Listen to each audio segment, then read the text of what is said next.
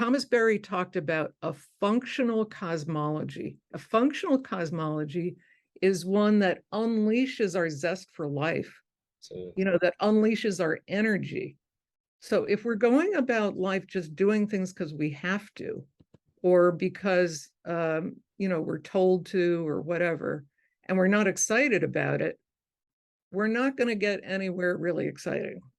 That's what we're really all about on the network, is a functional cosmology that unleashes our zest for life and guides us in how to create the future.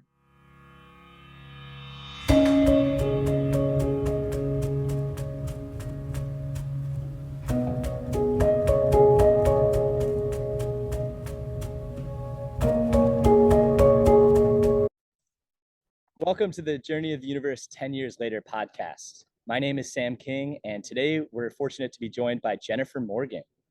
Jennifer is an award-winning author, storyteller, educator, and president of the Deeptime Network, an online educational network that offers webinars and professional development for teachers.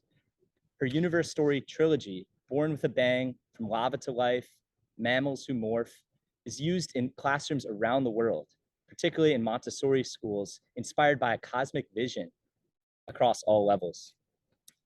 They've received numerous awards, including Learners Magazine's Teacher's Choice Award and endorsements from renowned scientists, educators, and thinkers, including, among others, Jane Goodall, Thomas Berry, Brian Swimme, Nobel Laureate Leon Lederman, astronaut Edgar Mitchell, and Neil de Grasse Tyson. For over 20 years, Jennifer has been giving programs throughout the US and other countries for students of all ages, from elementary to college age, professional development for teachers, and leading retreats. Before that, she was director of the Northeast Organic Farmers Association of New Jersey and served on the National Organic Trade Association Board. Jennifer has a B.A. in Theology from the University of San Francisco and an M.B.A. from Rutgers University. Jennifer consulted with numerous physicists, biologists, anthropologists regarding science concepts, and over time, bedtime conversations with her son turned into books. Science is handing us an origin story, she says, and we've only barely begun to understand its mythic dimensions. She believes that cosmology stories profoundly shape our relationships, work, play, culture, and institutions. Jennifer, welcome to the podcast. Thank you so much, Sam. And thank you so much to Mary Evelyn Tucker and John Grimm and all the amazing work that they've done over all these years, and for bringing you and me together today. Absolutely. So grateful to my mentors, Mary Evelyn and John, and to all the great teachers who've made this exchange possible and inspired us to be here. So Jennifer, I'd love to draw out to start a little bit more about your origin story and how you first became enthralled by the story of the universe. Thank you, Sam. Enthralled, that is the operative word. I had an experience in 1997 that utterly changed my life. But before I tell you about that, I was very primed for this experience because of childhood experiences that I had had. One was that my grandmother was a very famous photographer of dance, and Smithsonian Magazine called her one of the most important dance photographers of the 20th century. And she photographed the modern dancer Martha Graham, and she was able to capture moments that spoke to mythic moments that capture core concepts of what it means to be human. So I was very tuned into the importance of symbol. And the other thing was that my mother is an organist and church musician and a choir director, and also incredibly creative liturgist. So through my exposure to my mother's work and my grandmother's work, I really came into an understanding of the power of symbol and ritual to catalyze people to another level of consciousness and being. And so back to 1997. In 1997, I did the Earth Literacy Program at Genesis Farm in Blairstown, New Jersey, with Sister Miriam McGillis, a Dominican sister. She had been inspired by the work of Thomas Berry and Brian Swimme and developed this program that was drawing people from all over the world to this farm in northern New Jersey. And in small groups of about 14 people at a time, that work was transforming lives. And what was it doing? It was bringing together, what Thomas Berry calls the four wisdom traditions: science, indigenous spirituality, the classical religions, and the wisdom of women, and putting them together in a way that they each were enhancing each other. So I was just blown away with that integration. And I knew that I would be working on this for the rest of my life. And I have been ever since then, 25 years ago. Yeah, I'd love to hear how your experience first getting enamored by ritual and symbols as a child eventually evolved into your own desire to convey these profound insights from the universe story to children through these books. So I'd love to hear more about that chapter in your life journey. When I did the program in 1997, my son was 6 years old. And I would go home and I would teach him what I was learning. And I had no clue that he would be interested. I thought, this was something that I was learning and I was just sharing it with him and blah, blah, that I didn't realize the impact, that it was having on him. And so I would tell him these stories at night, bedtime stories, light a candle, then tell him the story of a star being born. And a star has a life, and a star dies. And I could see when I was telling him this story in much greater detail than I'm telling it right now, that his eyes would just light up. I could see his eyes in the dark, lit up. And that's when I got the idea, oh my gosh, he's actually interested in what I'm talking about. He's 6 years old and he's really interested. He's really taking this in. So I went and talked to his teacher and I said, I've been writing this manuscript because I've been telling these stories to my son about the story of the universe. And he seems really interested. And so she kind of sat me down and she said, Jennifer, this fits right in with Montessori cosmic education. And I said, what is that? And of course, I didn't mention he just happened to be going to a Montessori school. So, here was this amazing synchronicity. My son was 6 years old when I myself had my, transformative experience regarding the universe story. And my son was at a Montessori school, and Maria Montessori developed this entire curriculum around telling the story of the universe for the elementary age child. And why did she do that? Because she observed that when a child turns 6, that's when they ask the question, where did everything come from? So they go through this huge leap in consciousness. Before that time, they're really not thinking in terms of time. But now at age 6, they can think through imagination to the future and to the past. And so they ask the question, where did everything come from? And so then I began to read all about, Montessori cosmic education. I got tremendously inspired about that too. So, it started with Thomas Berry and Brian Swimme. That's what lit the fire for me. And then another fire, with Maria Montessori's work. the children are enthralled. That word enthralled is absolutely core to what happens at the elementary level.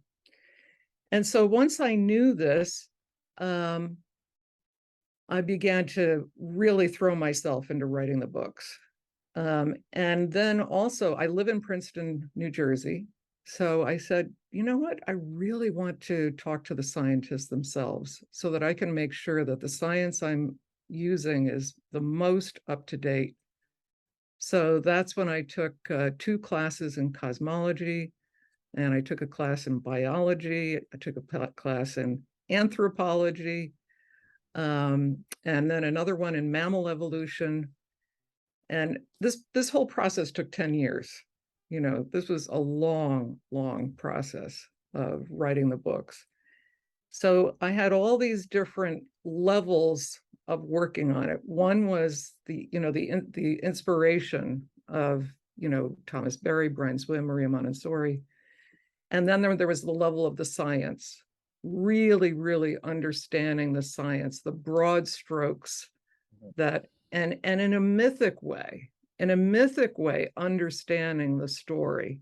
And you'll notice that each page of the book not only has a science concept, but there's a mythic understanding underneath that as well. Mm. The other, of course, core group that I worked with would be the children. So I would test out the stories on children. And one time I went to Morgan School. I was with a group of 8-year-olds at that time because, this took time. I started when he was 6 and he was 8 by the time I was still working on it. And, I have the story of the death of the mother star. And I read the story to the children and I said, do you think that this is too much? Should I take this part out? Is it too much for children to hear about the death of the mother star? And in unison, all the children said, no. And then one girl said, it gives us a chance to cry. And I thought, wow, out of the mouths of babes. So it's not that they don't want to, encounter deep feelings. They do. They do. They need that. And it helps them to connect to this bigger picture. And that's one reason why I decided to have the universe be the storyteller, to really have that, connection to a bigger understanding. So it's not just a story that's a recitation of facts.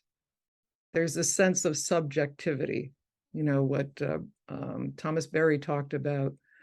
We're a communion of subjects, not a collection of objects. So what is the subjectivity of the entire universe? The creative capacity that it has to bring forth all of these new forms. And so I wanted the children to have that sense of connection to the subjectivity of the whole. And it certainly seems to have worked, because of so many times when I'm telling the story, I can see, I watch in the children's eyes, and I can see the place they go to. They go to a place that I call the deep time place. It's a place where they're not just in the day-to-day. They're going to a place where they're connected to something so much deeper and more profound.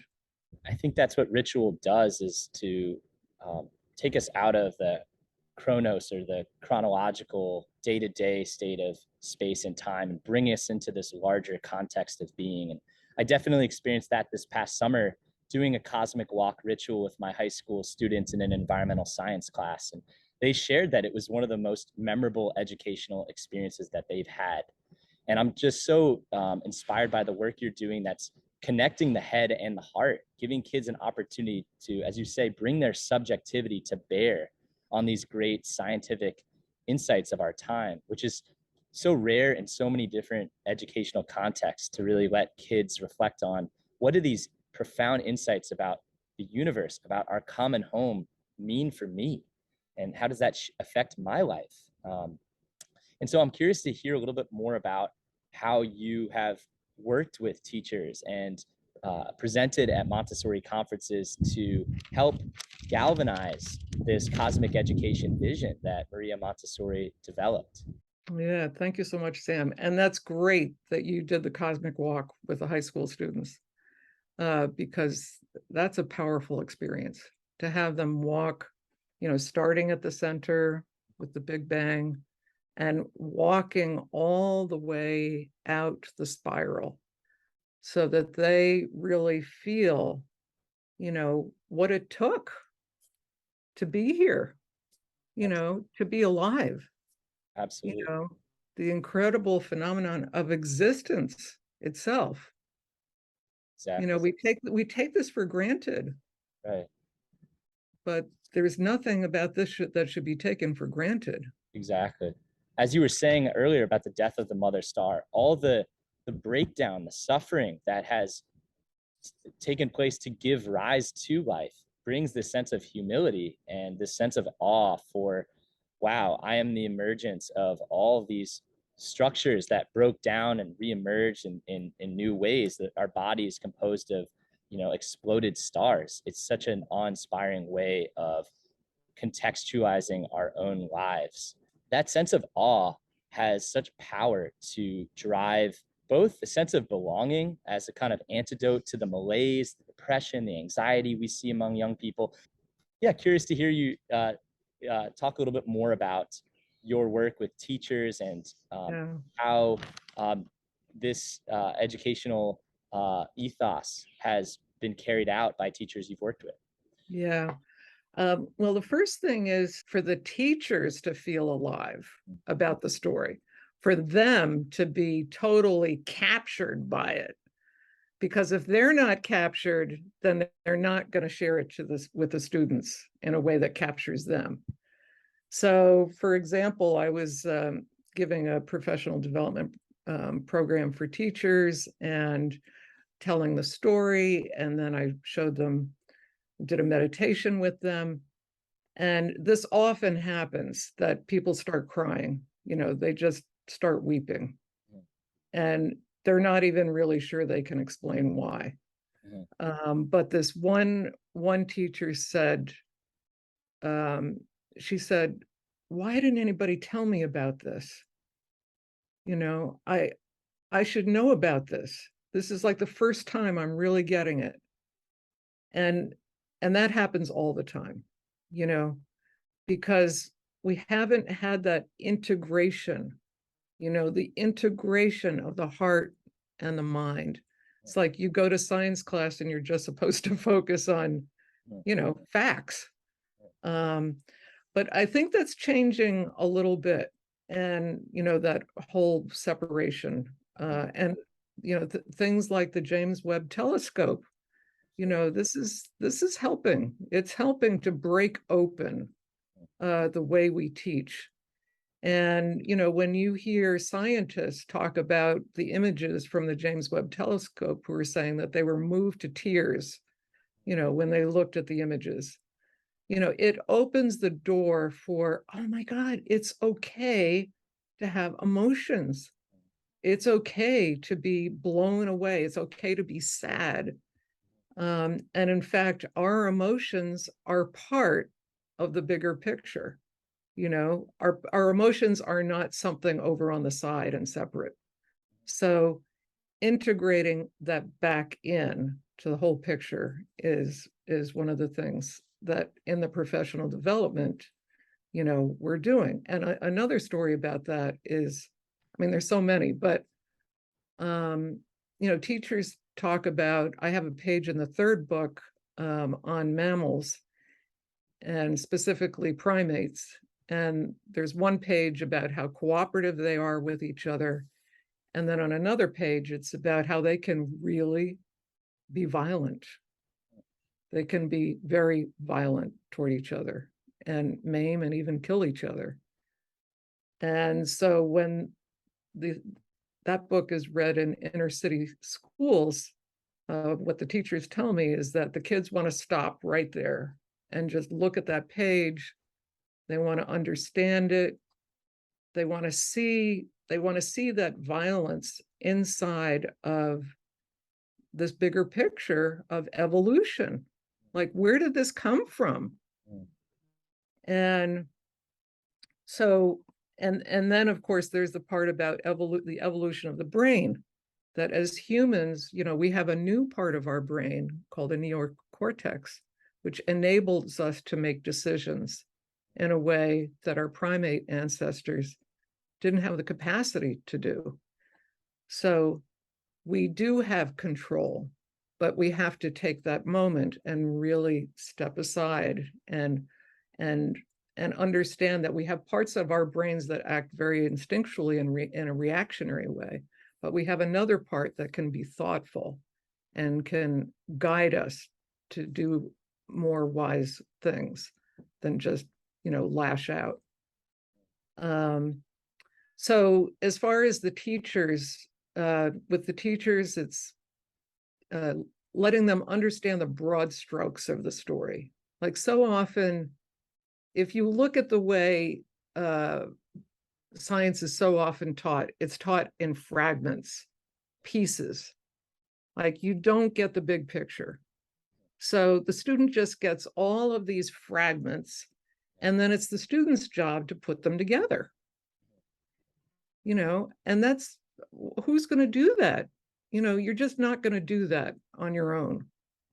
So the professional development, the way of education that we're teaching, that is promoted by the Journey of the Universe curriculum and promoted by Montessori cosmic education, is you start with the whole.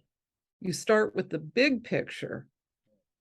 Then you go down like nested dolls to pieces inside the bigger picture. And then the student has a framework to hold on to. So in Montessori education, there's the universe, there's Earth, there's humans, there's communicating through symbols, and then there's math. That's the scaffolding used in the Montessori approach. And all the subjects are taught inside this scaffold, so that there's nothing left out. Nothing is ever like a little fragment over on the side. Everything is integrated and related to everything else. It doesn't require the teacher to be an expert in any particular aspect of this story, but it occurs to me, giving kids a broader context, a larger framework, allows for either the teacher or the student themselves to delve deeper into particular aspects of the story that might captivate them. But I can reflect myself back in my high school education. I remember balancing chemistry equations and finding it honestly really boring. And I didn't have any interest in chemistry at the time, or much of the sciences, frankly, in high school, until I began to understand the sciences in the context of this story, which added this deep sense of subjectivity, sense of participation that I never really encountered as a high school student. So I am so inspired by how you're offering kids an education worthy of their attention, worthy of their imagination, because it is their story. It's not just the story of something outside of themselves, right, or a series of facts to imbibe, but a story to participate in. In that spirit, I'm curious to hear you talk a little bit more about the Deeptime Network, this remarkable educational organization that you've created that spans across the globe and is creating these incredible curricular materials and resources for educators, artists, environmentalists, scientists around the world. So we'd love to hear more about how you created the Deeptime Network and how it's evolved over time. Well, thank you. Yeah. So, as I had that experience in 1997 with the work of Thomas Berry and Brian Swimme, and then, of course, Mary Evelyn Tucker and John Grimm, who are right in that lineage, and then Maria Montessori. And then I began to become familiar with the big history movement, which was happening at the college level. And then also the Gaia systems theory lineage, I would say. And so I noticed that, inside of each of these different lineages, people didn't necessarily know about the other ones. They might have maybe heard a little bit, or maybe didn't hear anything at all about it. In the Montessori world, there was not much knowledge about Thomas Berry. Among most, I would say most teachers had never heard of him. And that seemed like a real missing, because Thomas Berry has brought this whole understanding to a level today that, includes ecology and includes this idea of moving toward an ecozoic era. And Maria Montessori didn't have that. She didn't have that knowledge when she developed her work back in the 40s. So the Thomas Berry contribution is huge to bring that up to date in a way. So I kept saying, I cannot believe it. I cannot believe it that these people don't know that all this other stuff is going on. The big history people didn't know about Montessori, and it's just amazing, and it occurred to me, like, why should we be reinventing the wheel all over again? I mean, there is just so much that is already out there that if we all knew about what was happening, then we could all evolve, to another level. So that's when I got the idea to start a network in which, people could encounter each other and post resources, put resources up that others could see and then integrate into their own work. And then because I had been doing the professional development, that seemed like a real natural to put that online. So that's when we developed a whole lot of professional development programs online that teachers can come and take, and they can get a test and then get, professional development hours for doing those programs. The pandemic, of course, has changed everything such that, a lot of things have gone online, which has helped us in a way because, more people have come to us. And then professional development that I personally was doing in person, I now do online mostly. Though just I think this year, some of the conferences are going to start coming back, which will be good. But anyway, back to the network. So we started with the professional development for teachers. And then we wanted to do programs that were for everybody, not just for teachers. So then we offered The Hidden Heart of the Cosmos, Brian Swimme's book, and that was taught by Stephen Martin. And then we offered the course in Introduction to the New Cosmology, and then Applying the New Cosmology. Steve Martin was the lead teacher for both of those courses, and they were fantastic, absolutely fantastic. And then quite naturally out of that came the idea of developing a 9-month leadership program. And we just finished in June our first 9-month leadership program. And again, absolutely amazing. So many people, we had 108 people from 6 continents in the leadership program. And we had 9 people from China. We had 16 people from the Philippines. We had people from Europe, of course, across the United States and Mexico and Canada. And it was 3 modules, taking this model that we had started to develop before. So the first module is Introduction to the New Cosmology. The second is Applying it.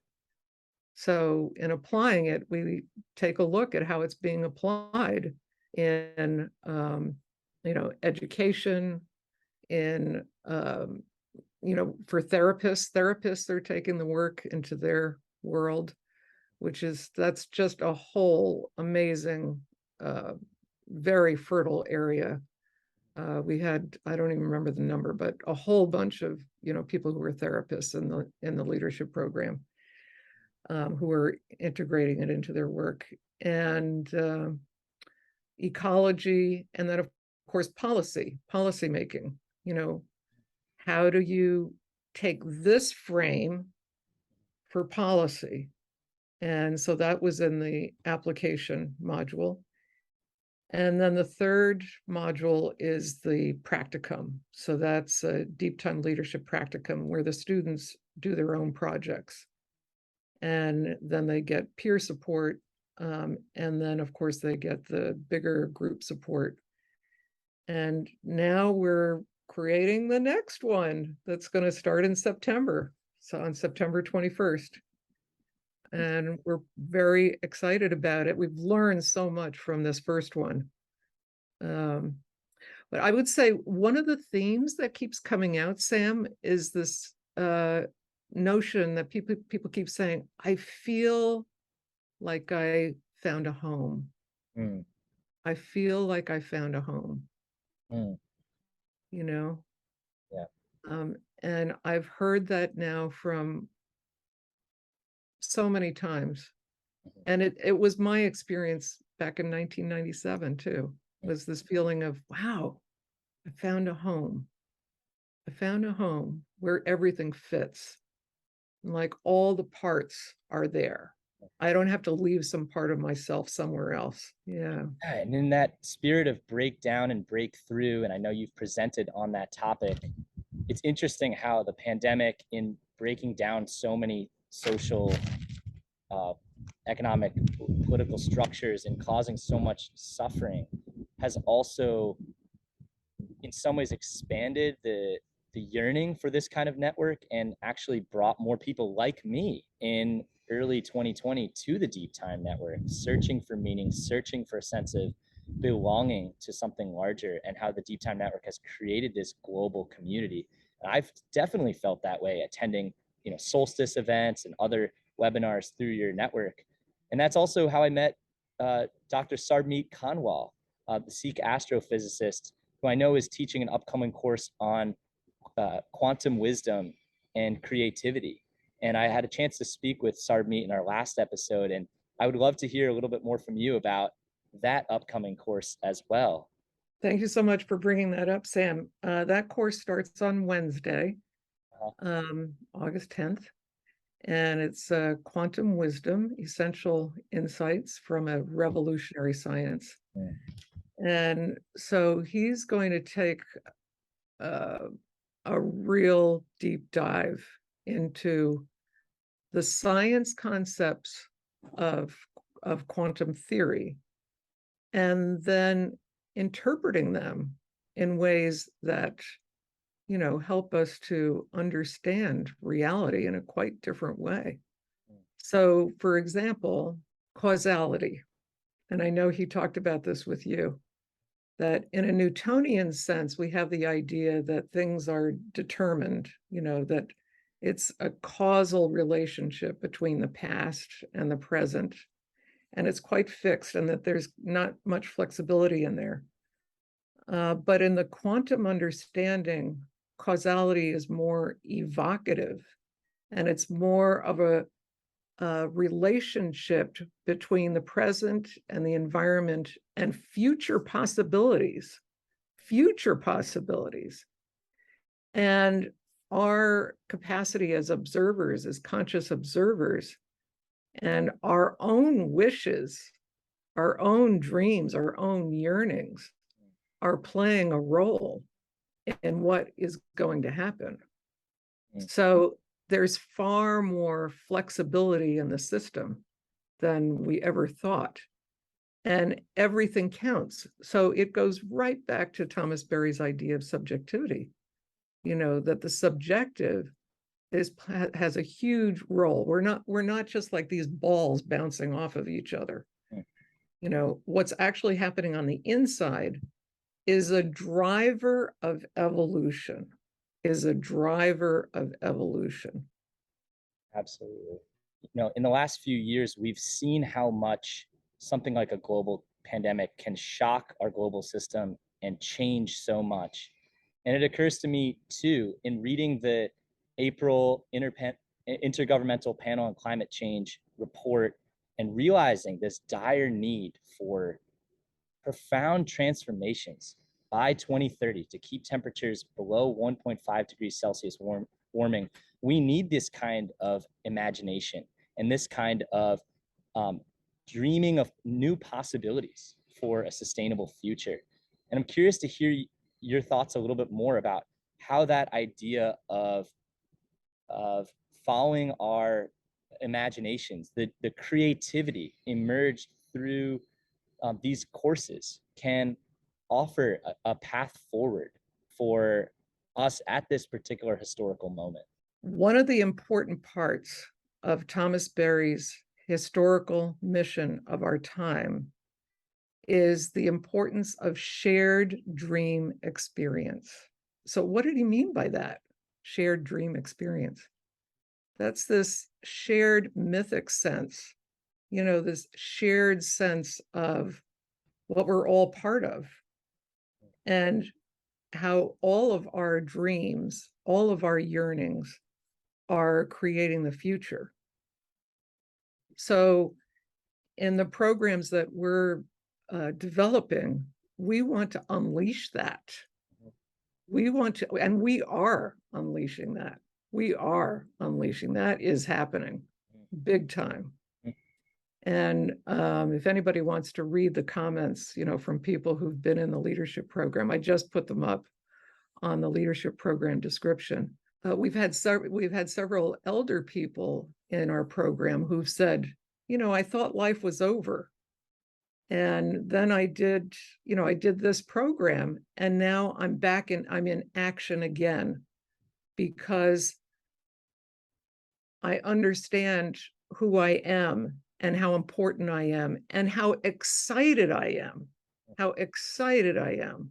about creating the future. You know, Thomas Berry talked about a functional cosmology. What's a functional cosmology? A functional cosmology is one that unleashes our zest for life, you know, that unleashes our energy. So if we're going about life just doing things because we have to, or because, you know, we're told to, or whatever, and we're not excited about it, we're not going to get anywhere really exciting.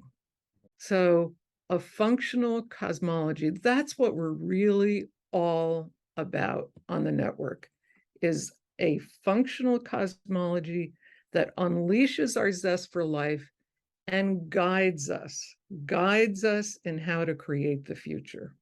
I've loved seeing the bios of the Deeptime Leadership Empowerment Program and the incredible creativity emerging from this functional cosmology. And it's not just, you know, studying these, you know, huge astrophysical principles, but really bringing them to bear on the greatest challenges of our time. And I think that capacity for shared dream experience is critical in galvanizing the changes we need to, you know, reverse the tide of the Earth's sixth mass extinction event and the tragedies of climate change and of toxic pollution. And it occurs to me that this is a hopeful, participatory framework that can unleash this creativity. I'm curious to hear, you know, as we come to a close here, Jennifer, what other message or hope do you have to share with our audience here in the Journey of the Universe community? What dreams do you have for the Deeptime Network and how your work can help be part of this flourishing future that we envision? Yeah, well, I think the idea that when people come together, they are more than they are separately. And so coming together and having that experience of synergy is not only gives us just tremendous excitement about life, but it gives us a capacity. It gives us a capacity to do things that we never thought we had before. And that's what I keep hearing from people, is that when they're inside a deep time perspective, or inside a cosmic perspective, inside a universe, a journey of the universe. I mean, that title says it all, Journey of the Universe. This is a journey. This is a journey.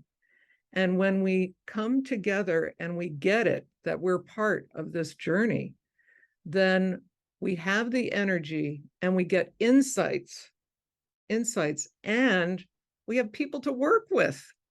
We have people to work with and do it. So that's what we need. I mean, the universe has always transformed itself at each of the stage in the past with the things that existed at the time.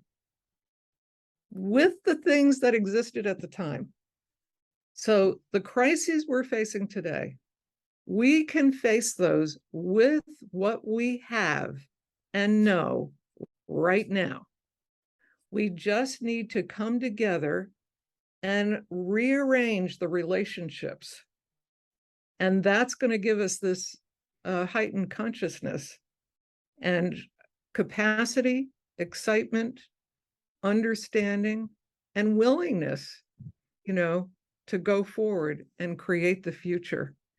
And I just want to say again how grateful I am to Mary Evelyn and John for the work that they've been doing over so many decades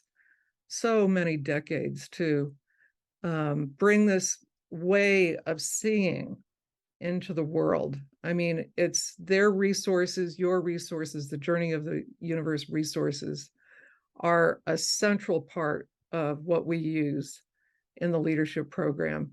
And I just want to say that anyone who is teaching leadership or anything at all really should use these resources. And the courses on Coursera are foundational, absolutely foundational, and of course can be taken anytime.